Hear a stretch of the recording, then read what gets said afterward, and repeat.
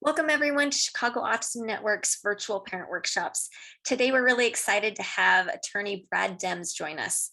Brad Dembs has been working with Matt Cohen and Associates since 2017. He's originally from Michigan, where he earned his Juris Doctorate, where he earned his Bachelor of Arts. He also earned his Juris Doctorate from Wayne State University Law School in 2012. And Brad has a passion for disability rights and special education in particular, which comes from his experience working with and advocating for individuals with disabilities in various contexts over the past 2 decades. And this is Brad's second time presenting with us. He's phenomenal and we are so glad to have him. So I'll turn the time over to Brad. Thanks, Kimmy, and hi, everybody. Really glad to be joining you today to talk about a topic that is very appropriate to talk about at this time of year, called Extended School Year Services, or ESY. And I think my share screen stopped, so I'm gonna put it back up here. Does it look good? Seeing the slides? Perfect. Okay, great. So Extended School Year Services, or ESY.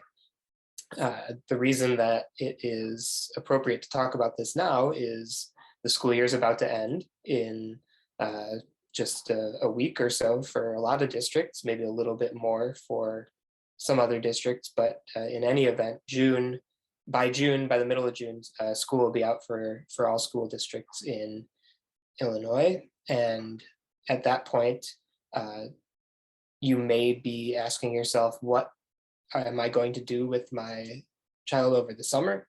They need to keep learning and working on the skills that they've been building throughout the year, or else they might lose some of that progress. Well, that's where extended school year comes in. ESY is essentially a way to protect against that loss of progress over a gap in time when your child's not in school. We'll talk about that in a little bit more detail in just a minute.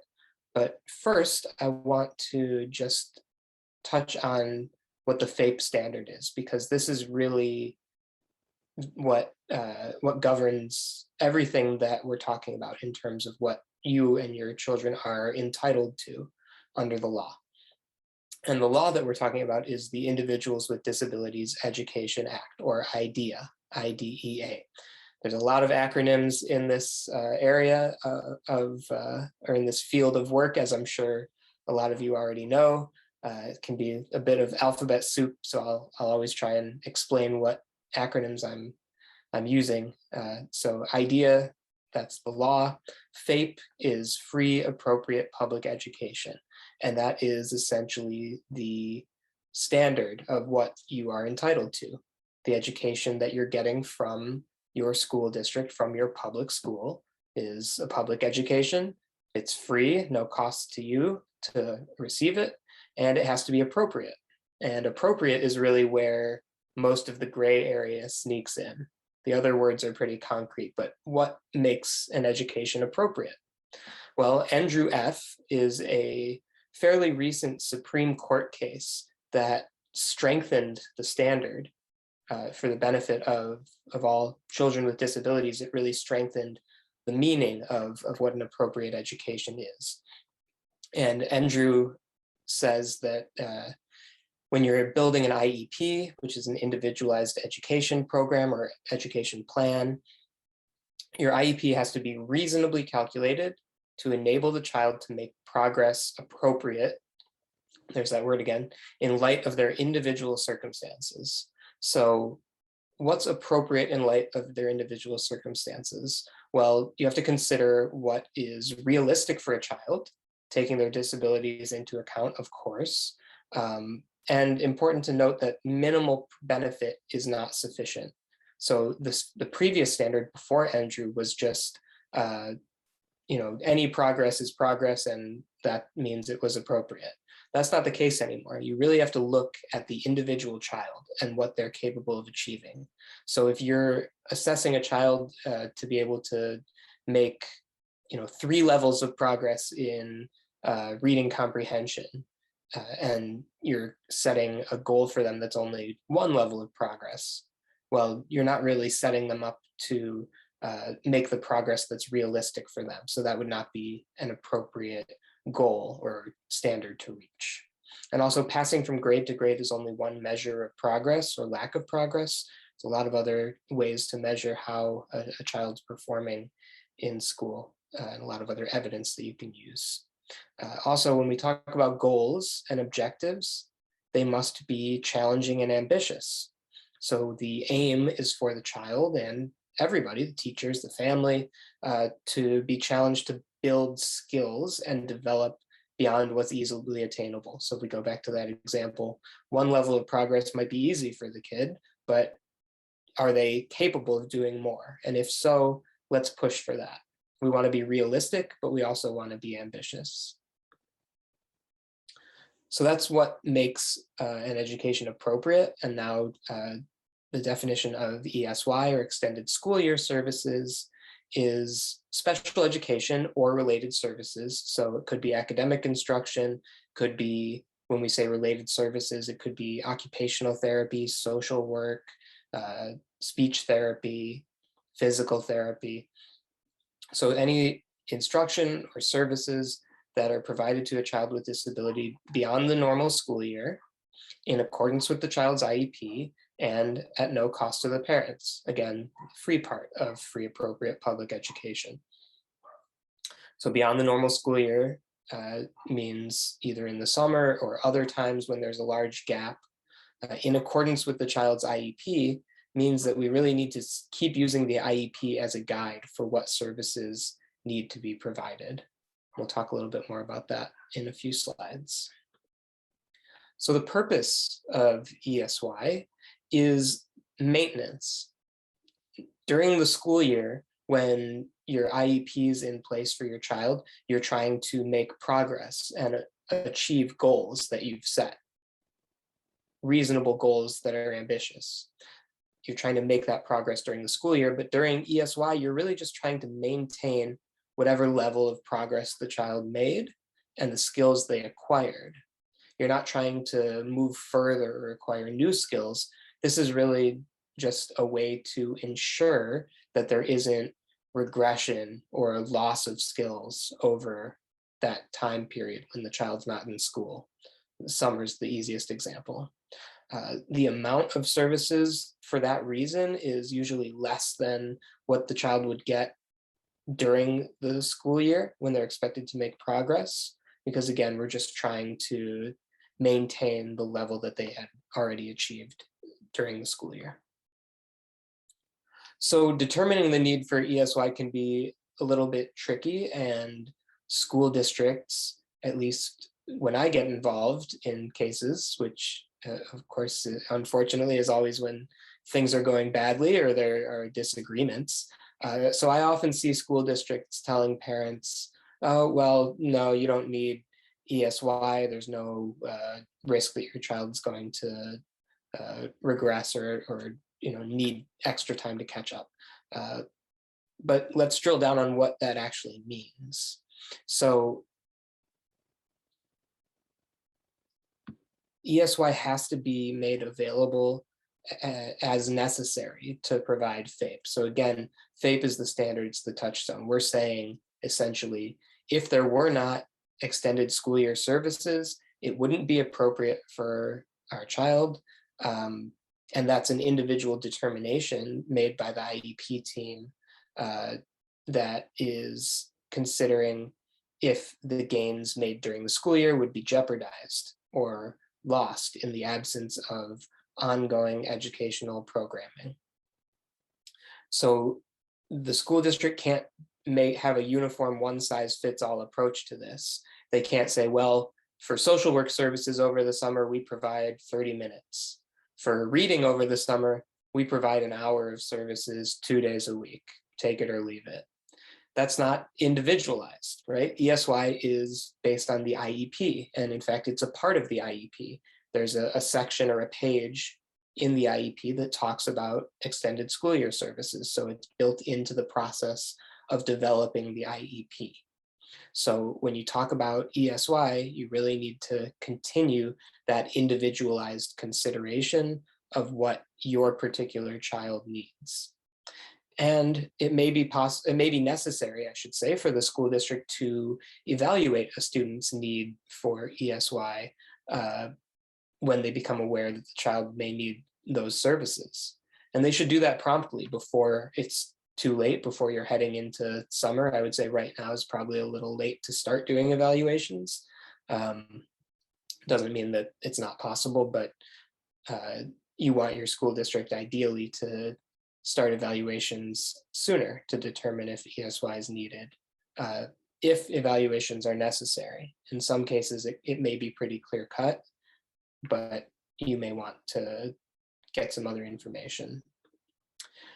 So a couple of terms that are pretty relevant and used or relied on extensively when discussing ESY are regression and recoupment. So regression is the amount of loss that would occur during a break in instruction of a specific skill that was in the IEP.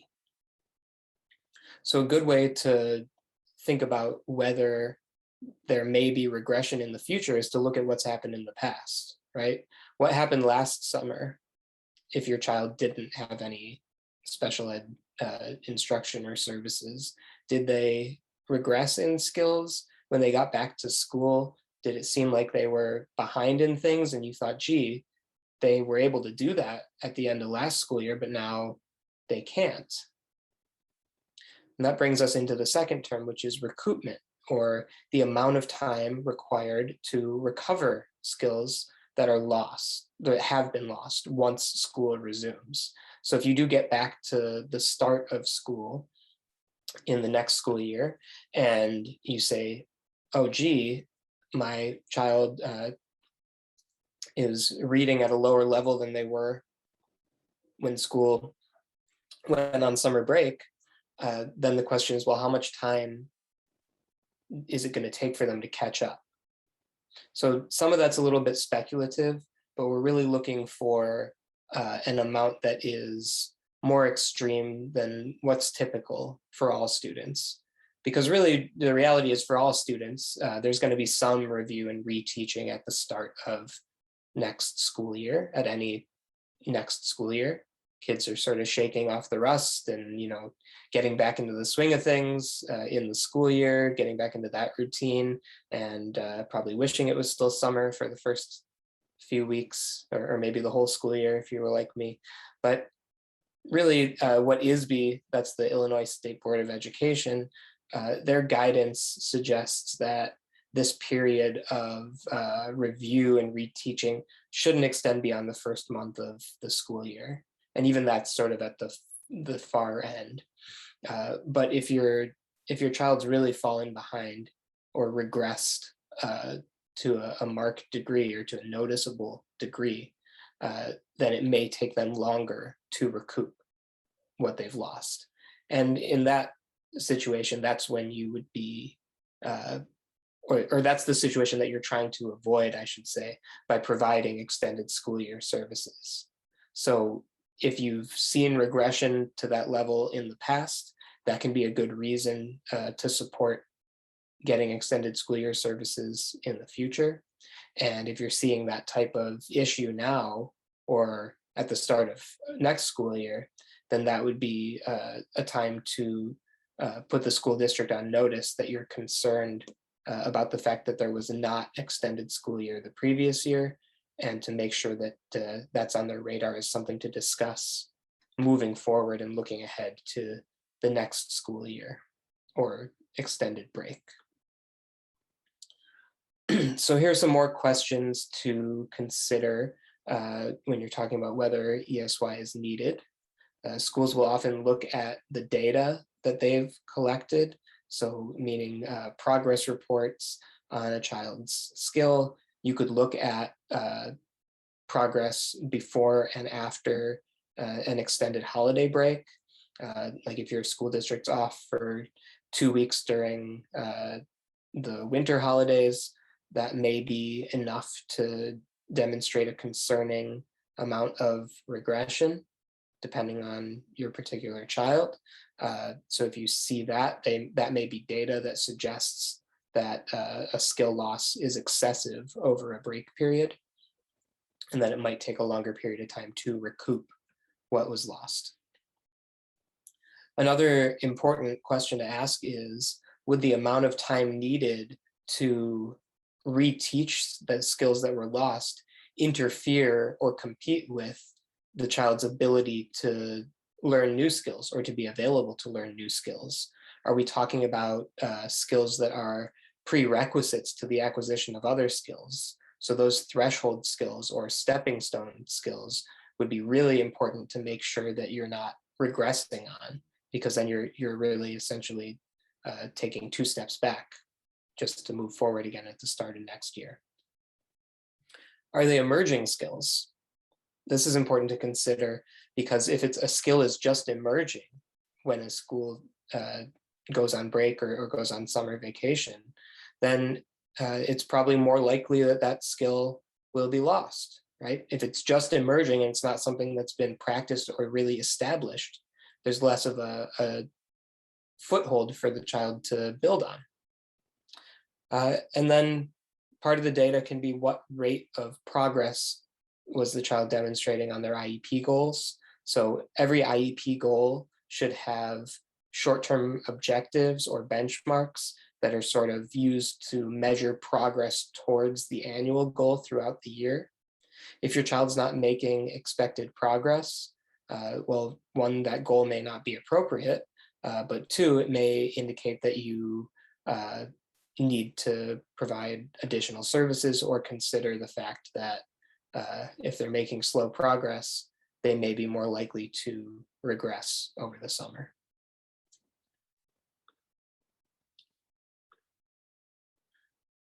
Some additional factors to consider here have been laid out in a case from the 10th Circuit Court of Appeals. So that's a federal court from the 10th Circuit, which is not the circuit that we're in here in Illinois. We're in the 7th Circuit, but it can still be illustrative of some of the things that courts consider when discussing extended school year, in addition to that regression recoupment consideration that we've been discussing.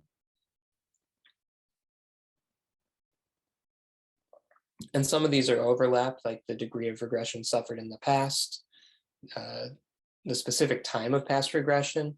You know, if there was in fact regression during winter break, then you'd really want to consider that in the future and whether ESY might be needed over winter break the next time that comes around. The ability of parents to provide educational structure at home can be part of the consideration, but I'm a little wary of that one because parents shouldn't be relied on to provide education to their children.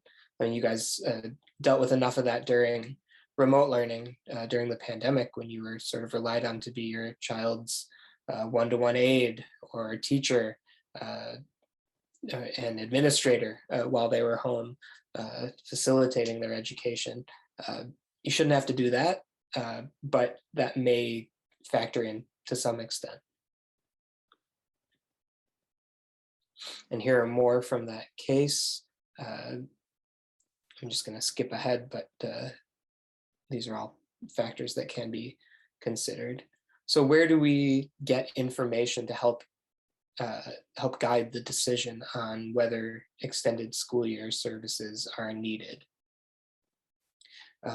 It's up to the IEP team, so the school staff and also the parents to, and any outside experts that the parents want to involve in the IEP process.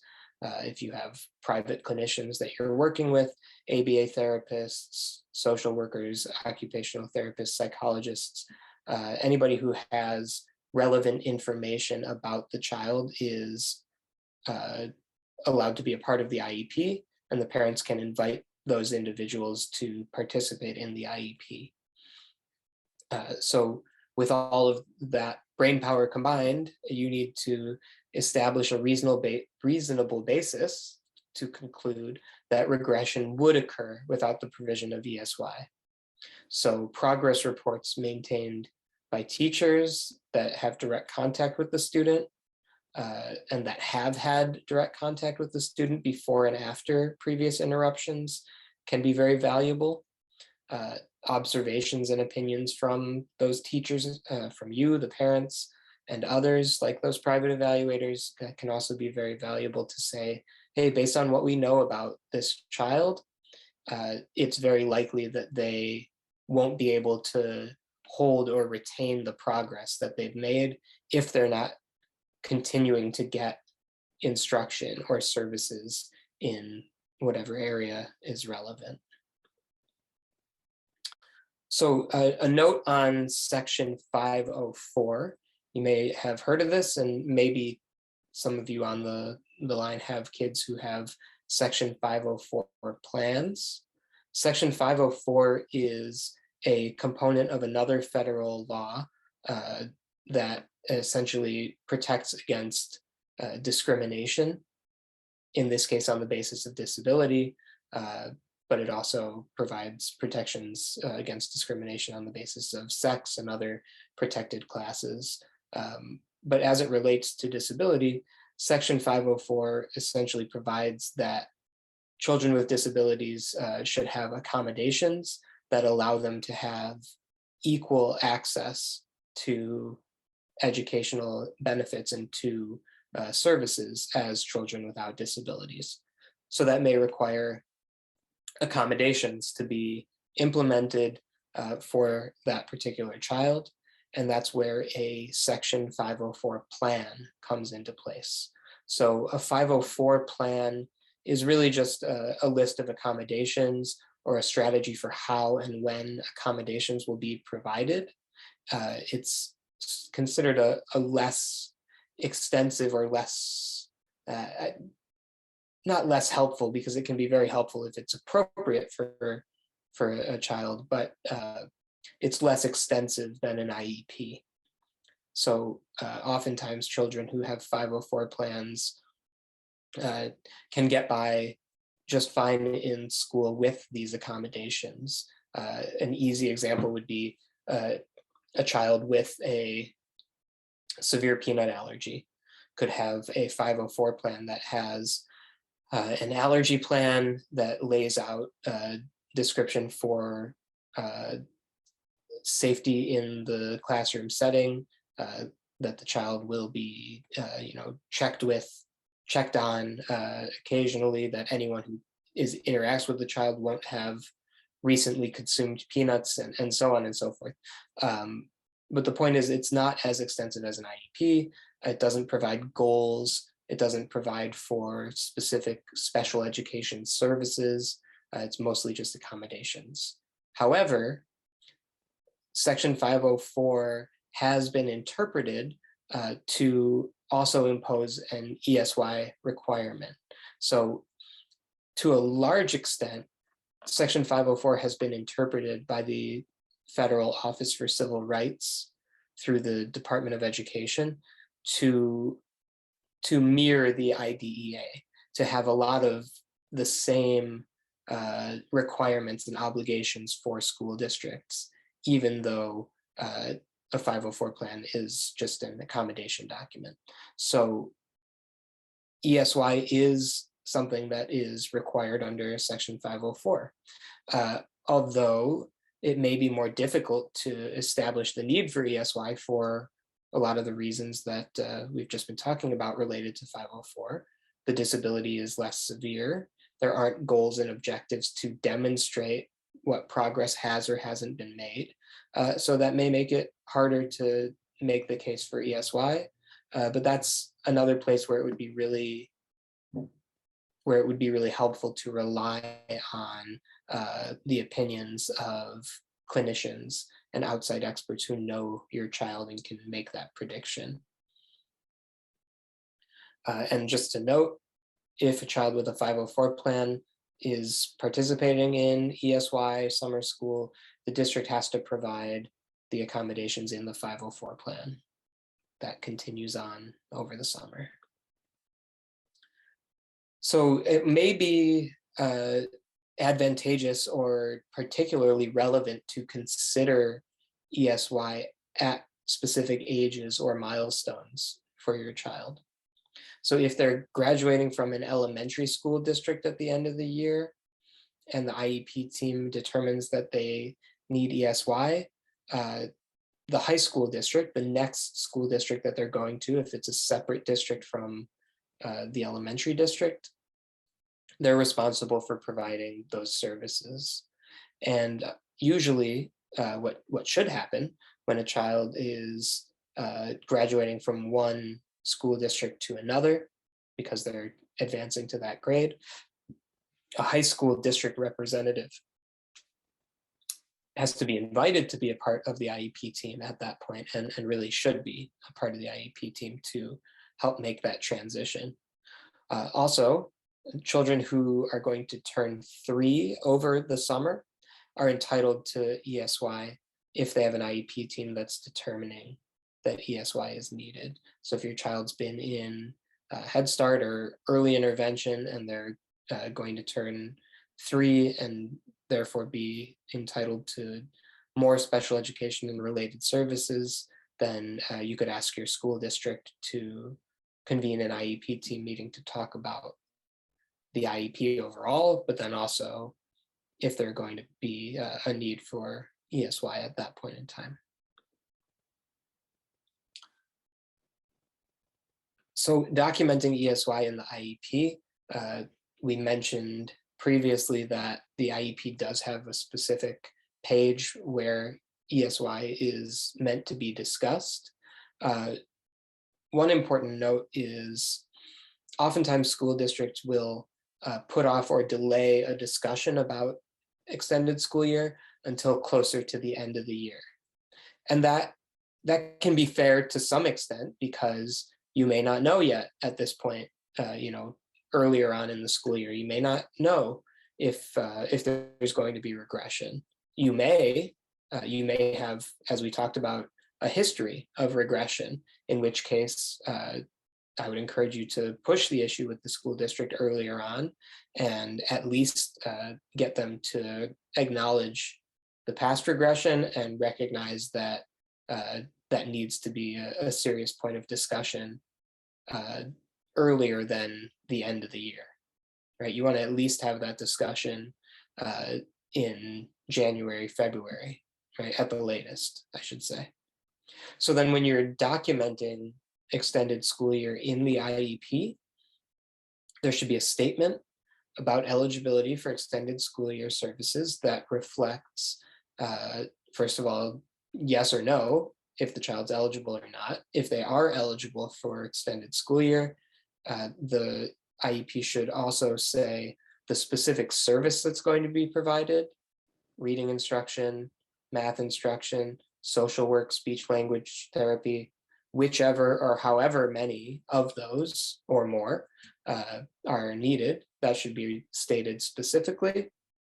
And it should mention which IEP goals are linked to those services.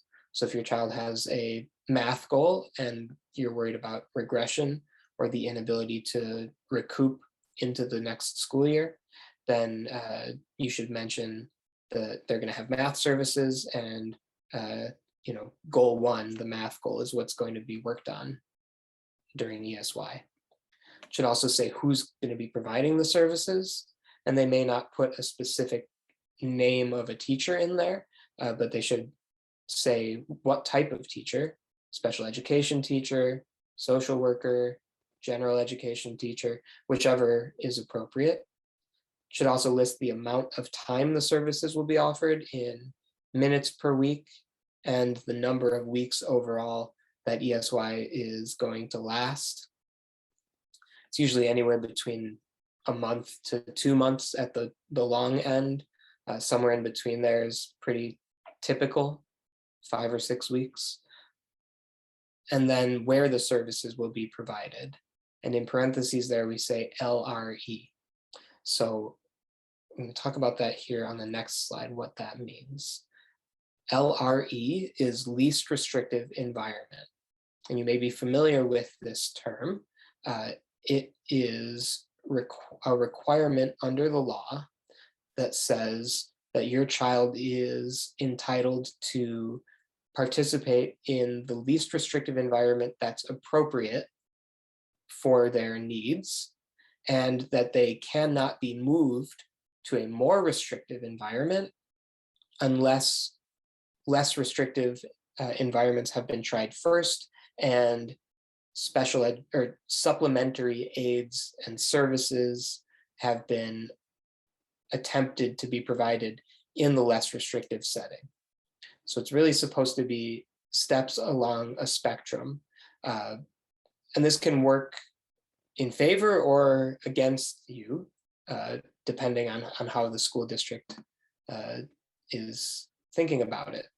So when we're talking about least restrictive environment, we're usually thinking about inclusion on one end of the spectrum. We're thinking this child should have the opportunity to be included with their general education peers to the greatest extent possible. And if it's not possible for them to do that without, say, a one-to-one aid, then a one-on-one aid should be provided in that gen ed setting before the child's moved out of the gen ed setting. On the flip side, the reality for you may be that you feel like your child needs a more restrictive setting, like, for example, a therapeutic day school that was created and specializes in providing really good services to children with autism. Well, in that case, you may say, that is the least restrictive environment that is appropriate for our child. Remember, the key word is appropriate.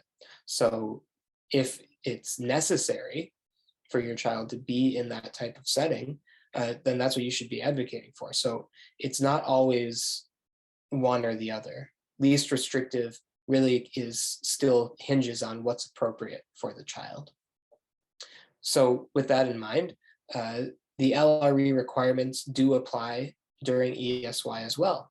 So district must provide integrated extended school year programs if that's appropriate for the child, and if the student's IEP, for example, requires interaction with non-disabled peers for socialization, peer modeling, to practice speech or pragmatic language, or even for behavior needs. And if the school district does not have a regular education summer program to include the child in, most school districts do or should have summer school programs with gen ed students, but they may not, or they may be focused on other things, and so it may not be appropriate to include your child there. But they should also consider whether there are other ways to provide those integrated experiences, whether that's through a park program, a neighboring school district that has a more inclusive summer school model, or even private programs that you may be able to identify yourself that you think would be appropriate and beneficial for your child. So we've talked about this a couple of times, but just to really hammer the point home, ESY is not only something that's available during the summer.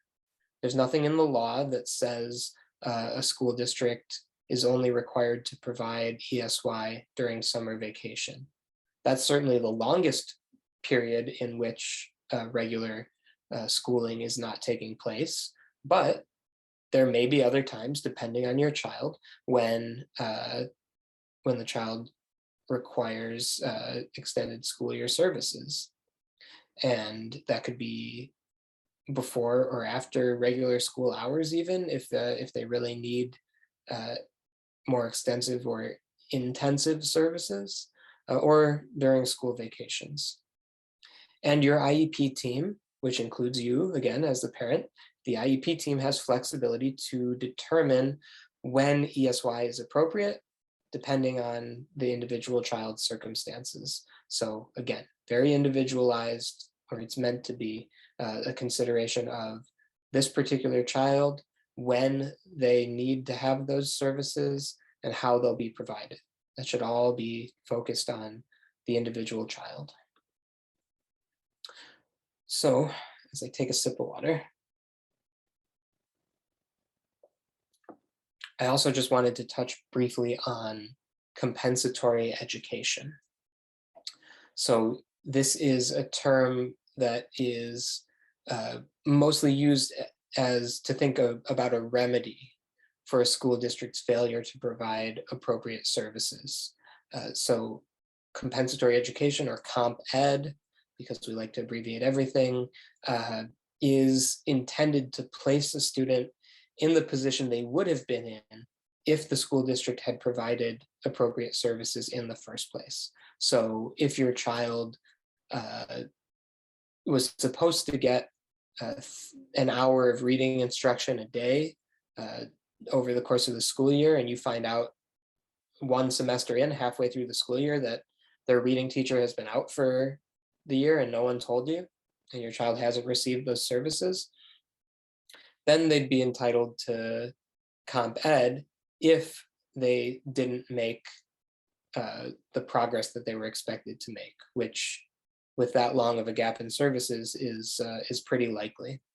There are some instances that are less severe where you may not be entitled to compensatory education. An example of that would be if services were missed for, 1 day a week for 2 weeks. You're probably not going to have enough of a gap in services to warrant compensatory education, because we're really looking at a qualitative standard. So it's not quantitative. It's not one for one saying you missed 2 hours of speech, so you're entitled to 2 hours back that you missed.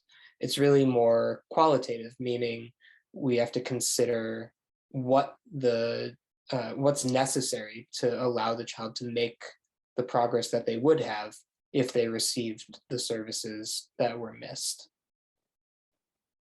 So what amount of services is necessary to get them back to the place they would have been in if they had the services without that inappropriate lapse.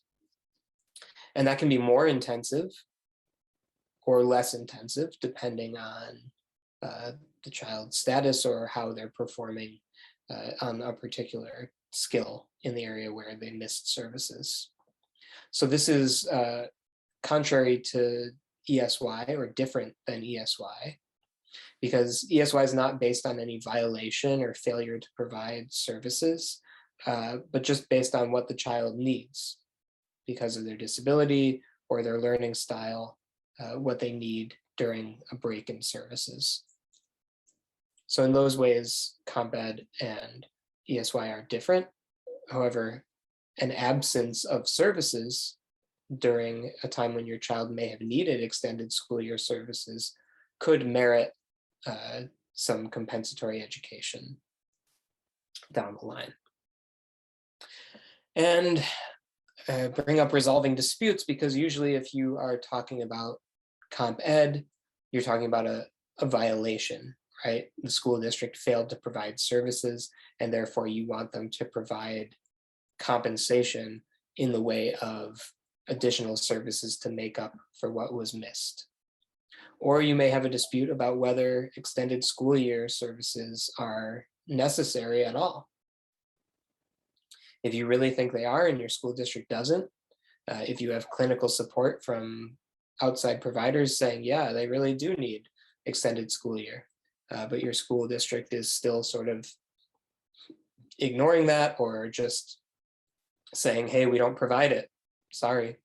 Some small school districts, I've worked on cases with parents who are in more rural areas, smaller districts, and they say, oh no, we don't have capacity to do that over the summer. We're just a small little district. That's not an appropriate answer, right? If your child needs ESY, they have to provide it. They have to find a way. So if you're in that position where you have a dispute and you've communicated what you want and they've said no, maybe you've asked again more forcefully, maybe you've presented documentation to them, evaluation reports, or recommendations in writing from your private evaluators. I would always recommend doing that.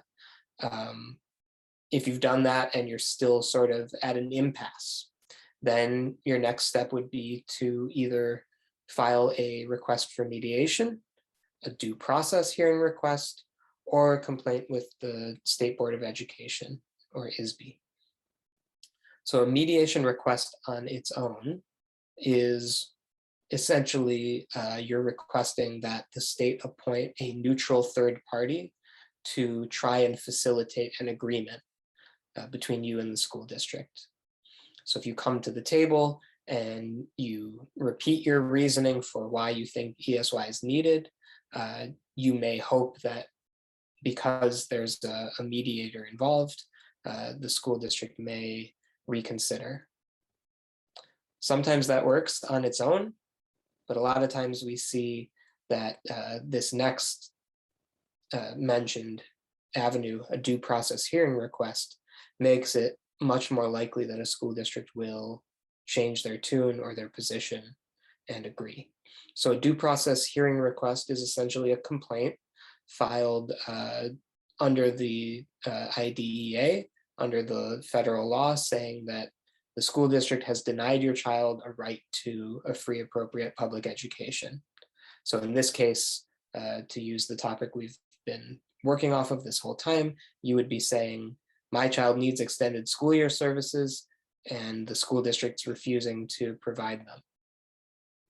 And you're asking a hearing officer who is essentially an impartial judge for all intents and purposes. You're asking her to, I say her because all of the current hearing officers in the state, and there are only 4 of them, are women, but it can be a man. So anyway, you're asking the hearing officer to order the school district to provide these services that your child needs.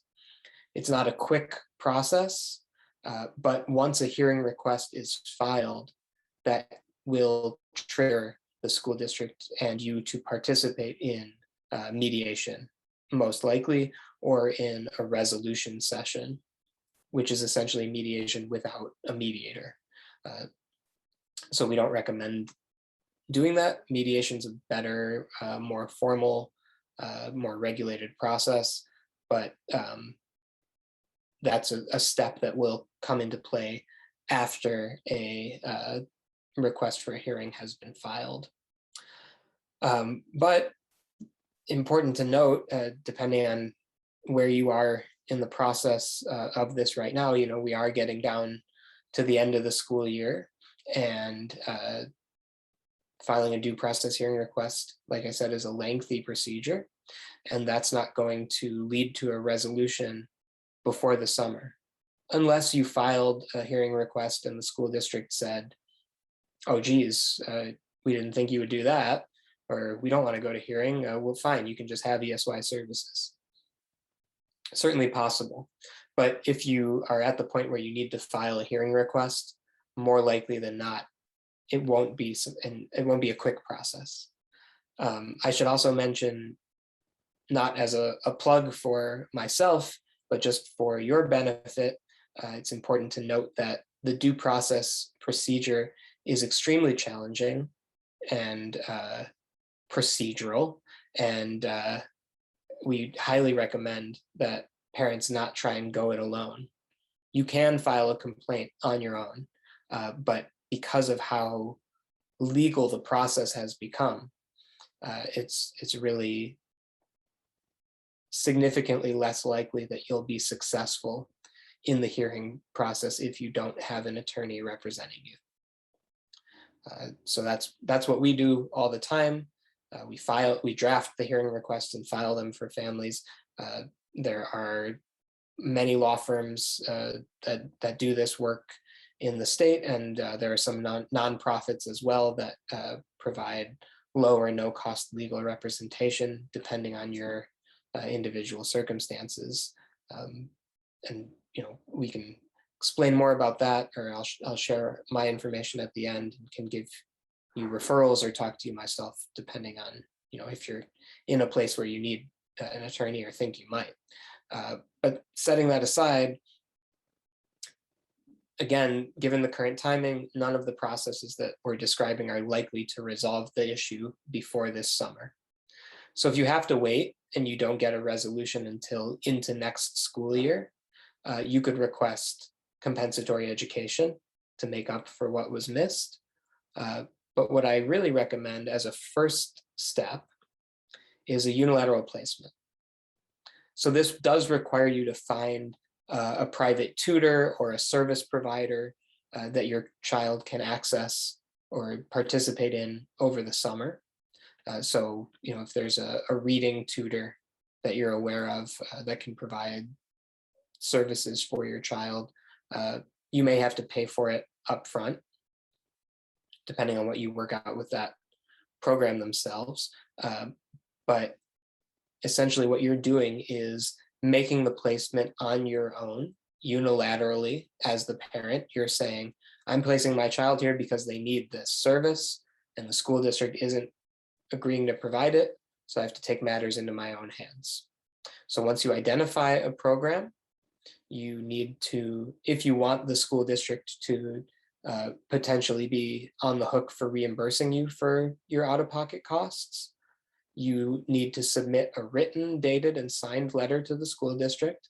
And I emphasize written because it has to be in writing. You can't just call them and tell them. It has to be written, signed, and dated. And it has to state that you're enrolling in this particular program, should state what the start date of that program is, and say you're doing this because the district's not providing a free appropriate public education for your child, and you're requesting that the district pay for it, or that they be financially responsible for the cost of the program. So that's all the letter has to say. You don't have to go into detail. You don't have to have a narrative about this is who my child is, this is what they need, this is what I asked of you. None of that, just these 3 bullet points. And then there is a timing component. The letter has to be submitted, and you can submit it by regular mail, email, or fax. I would prefer email or fax because it's a more immediate method of delivery. And with fax, especially if you have a fax machine, it's a little outdated at this point, but if you can fax, you get a receipt confirming that the fax went through. So that's a good way to demonstrate that you did something and when you did it. And the reason that's important is because you have to submit this notice at least 10 business days before the start of a private program. So 10 business days, essentially 2 weeks before the first day that you place your child in the private program. And then after that, that doesn't automatically guarantee you that the school district will pay for it. That's just the procedures that you have to go through to protect yourself so that you can then seek reimbursement from them. And seeking reimbursement from them, if they're not agreeable to paying for it, will most likely involve what we talked about on the previous slide, either requesting mediation or a due process hearing. So that's a lot of information in a short period of time. Here's my contact information, our office manager's contact information, and our website has a lot of great resources. And then the founder of our firm, Matt Cohen, also wrote a great book on this topic and many others. I'll also mention that on our website, we have a lot of pre-recorded webinars, just like this one, on various topics. So you could go look through that library and see if there's anything that strikes you as relevant or something that you want to learn more about, and you can watch those free of charge. I'm going to stop sharing in a moment, but I'll leave this up in case you want to take a look at our information. Although I think maybe we can provide the slides to anyone who's interested after the fact, and certainly my contact information if you want to reach out to me. And I mentioned that we're a law firm that does a lot of these cases. You don't have to retain us to ask me a question. I'm happy to spend some time chatting with you by phone or email to answer any questions that you have. If something comes up after this presentation, you can reach out to me and I'll respond as soon as I'm able to do so.